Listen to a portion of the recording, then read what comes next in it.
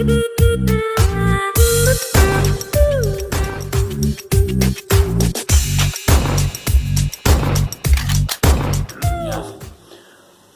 वालेकुम। Master concept में आज हम 11th वीडियो आपकी खिदमत में पेश कर रहे हैं, जिसमें हम ट्रिग्नोमेट्री से मुतालिक आज तीसरी वीडियो बना रहे हैं। और तीसरी वीडियो में हम आपको जो इसमें एक और इम्पोर्टेंट पॉइंट्स है जो कि बेहद ज़्यादा है वो डिस्कस करेंगे। इससे 3 आने के चांसेस हैं।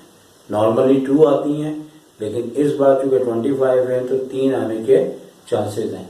तो सबसे पहले देखें कि हमारी जो फर्स्ट MCQs है वो बुनियादी तौर पे यहाँ पे आप ओवरऑल अगर सारे देख लें, MCQ सारे के सारे देख लें, तो सवाए नंबर 3 के हर जगह थीटा का इस्तेमाल किया गया है। यहाँ पे भी, यहाँ पे भी और यहाँ पे भी। ये मैंने इसलिए यहाँ पे लिखी कि इनसे रिलेटेड ये भी आपका कॉन्सेप्ट आपका क्लियर होना चाहिए। लिहाजा जब भी थीटा हो या अल्फा हो या बीटा हो या गैमा हो, तो इसका मतलब है ये आपका फॉर्मूला है और उसमें उसकी अरेंजमेंट है, कोई रद्दो बदल किया हुआ है और आपने उसको बताना है। तो इसके लिए चूंकि हमें सारे पॉइंट्स को डिस्कस करना है, तो आपको यहाँ पे 3 अदर आइडेंटिटीज या फिर दूसरे अल्फाज में ट्रिग्नोमेट्री फार्मूलाज याद होने चाहिए। वो पहले मैं यहाँ पे लिखूंगा ताकि आपको उन्हीं के लिहाज से एक्सप्लेन करूं।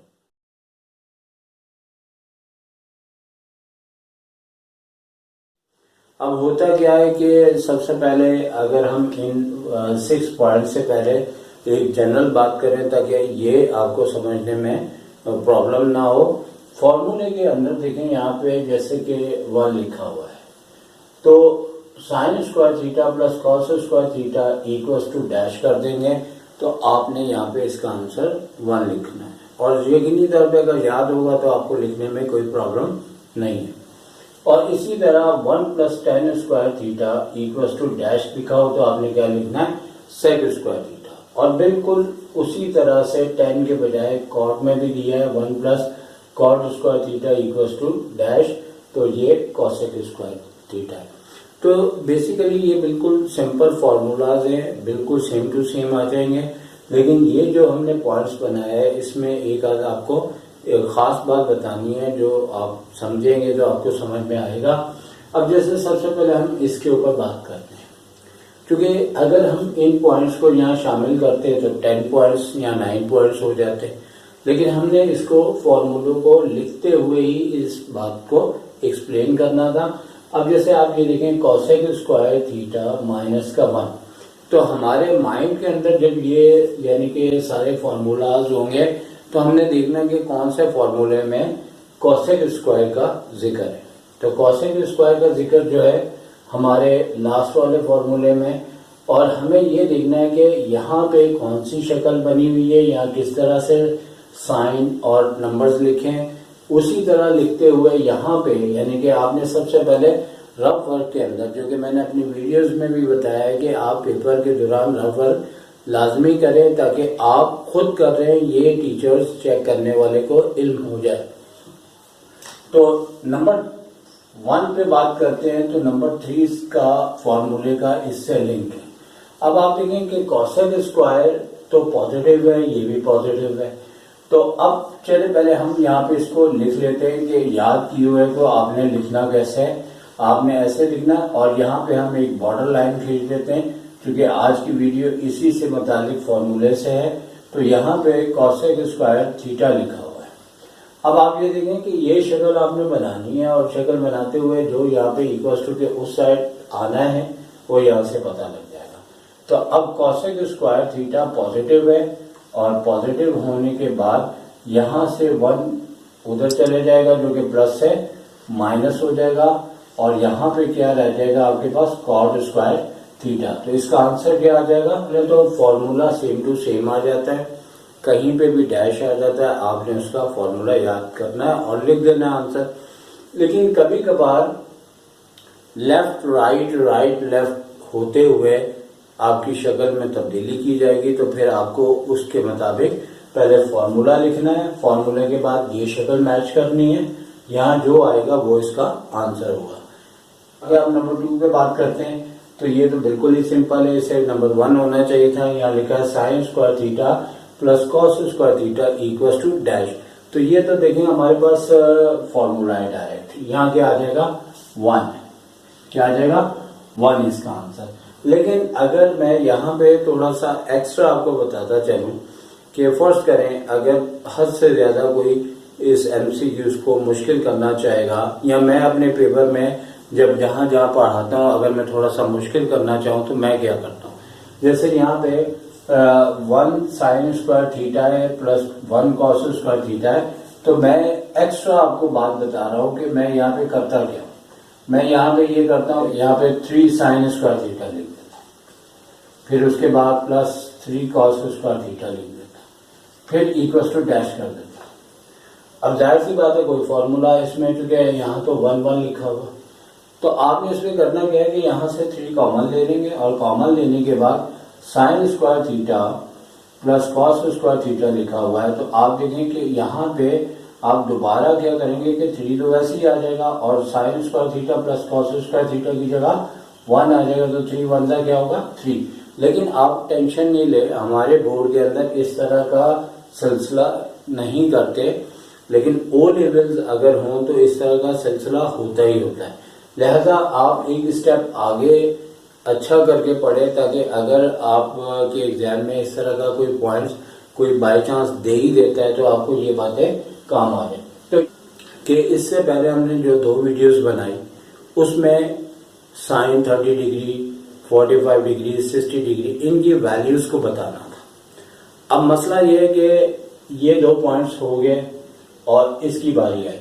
अब ये 30 डिग्री लिखा है तो आप में से बहुत से बच्चे समझेंगे कि यहाँ पे वैल्यू रखनी है, जो कि गलत तो नहीं सोच रहे, वैसे भी आंसर आ सकता है, लेकिन इसमें टाइम बहुत लग जाएगा। आप याद रखें कि यहाँ पे थीटा है तो यहाँ थीटा है तो यहाँ पे क्या है 1 है।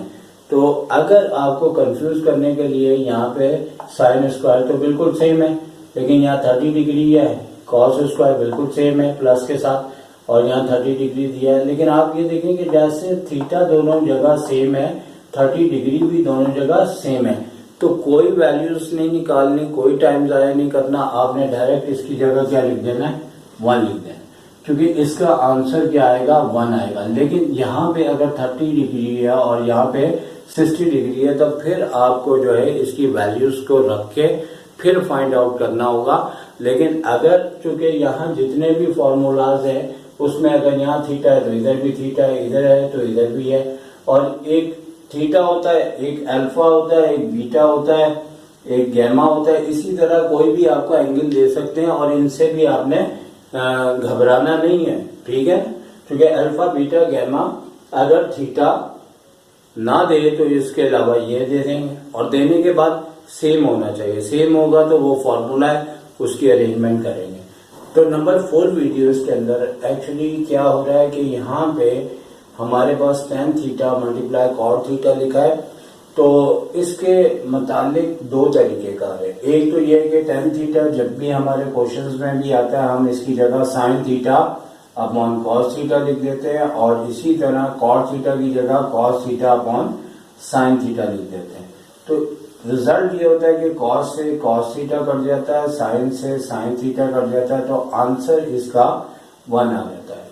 और वैसे भी जो बच्चे काफी अच्छा माइंड रखते हैं उन्हें पता है कि tan थीटा और cos थीटा एक दूसरे के इनवर्स होते हैं, अगर मल्टीप्लाई हो तो वो वैसे ही कट जाते हैं। तो ये नंबर 4 पॉइंट था, और नंबर 5 पॉइंट बहुत ज्यादा आता है आपके पेपर में, ये भी आप देख लें। अब नंबर 5 पॉइंट को अगर हम देखें तो हमारे पास ये वाला फॉर्मूला है, और इस फॉर्मूले में भी आपने बिल्कुल जैसे हमने स्टार्टिंग में नंबर 1 के साथ किया था इसी तरह हम इसको भी करेंगे कि यहाँ पे हमारे पास फॉर्मूला सबसे पहले हम लिखेंगे इसका sine square theta plus cos square theta is equal to 1।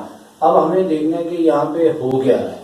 यहाँ पे हमारे पास 1 प्लस का है तो ये रहा, माइनस कॉस स्क्वायर थीटा, इसका मतलब है कि ये यहाँ से वहां पे हम ले जाएंगे, तो 1 के पास जैसे ही 1 माइनस कॉस स्क्वायर थीटा होता है तो यहाँ पे हमारे पास साइन स्क्वायर थीटा रह जाता है।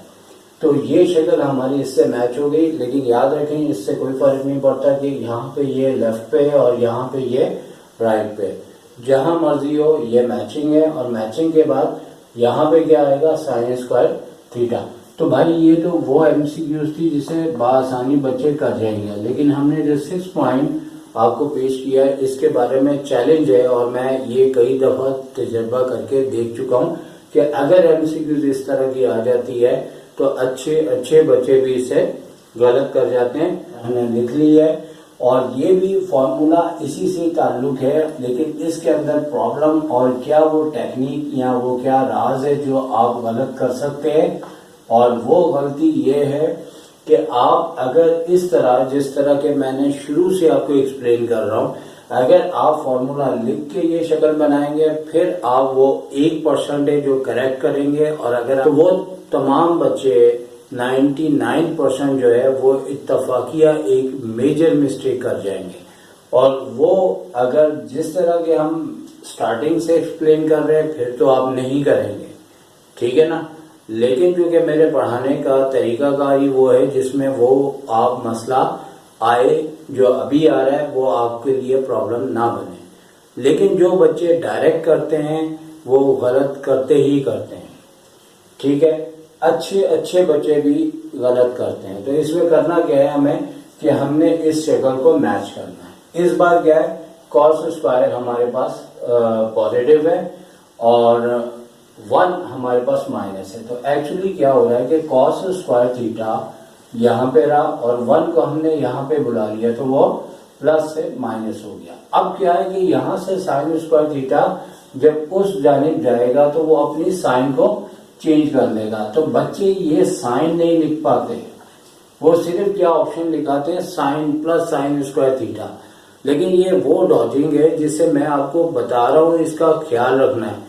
वैसे तो हमारा बोर्ड इतना हमें आजमाइश में डालता ही नहीं है, लेकिन अगर जरा आजमाइश में डाल दें तो यकीन मानिएगा कि 99% एमसीक्यूज अगर आपने तुक्का लगा दिया तो अलग बात है, लेकिन अगर अकल से करेंगे तो ज्यादातर बच्चे ये गलती करते ही करते हैं। तो नोट करना है कि अगर देखा जाए तो बहुत से बच्चों ने अपने कोचिंग सेंटर्स में, अपने स्कूलों में ऊपर की तमाम एमसीक्यूज को अच्छा सीखा हुआ, लेकिन मास्टर कॉन्सेप्ट में नंबर 6 आपको बेहद जरूरी तौर पे आपको इशारा दे रहा है कि इस पे आपने नजर रखनी है और लाजमी रखनी है। तो सर शाहिद को इजाजत दीजिए। टेक केयर, अल्लाह हाफ़िज़।